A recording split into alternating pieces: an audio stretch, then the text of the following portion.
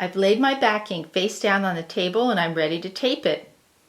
This table is old and I don't worry so much about scratching it. If you have a nice table, you'll need to protect it. One way to do this is to buy poster board at the dollar store like this and lay it out on your table. This should prevent any pins from scratching your tabletop.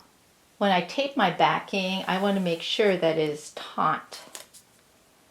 So I might stretch it just a little. I always make sure I smooth it out whenever possible. And I need to make sure that it's lint free.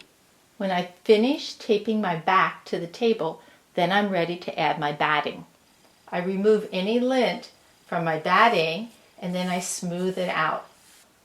I want my back and batting to be larger than my top, at least 2 to 3 inches on every side. I didn't cut the back before taping it down, but I did cut this batting about 2 or 3 inches larger than the top.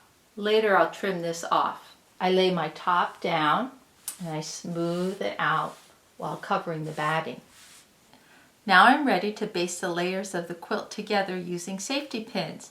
If I was going to hand quilt this top, I would use a needle and thread to baste, but this doesn't work well with machine quilting. I like to start in the center and work my way out to the edges, pinning about every 3 inches. I don't like to pin on the hands as the pin marks sometimes won't go away, so I try to pin the areas in between the fingers. I also want to stay away from my quilting lines so I don't run into them with the machine, but sometimes this is almost impossible to do.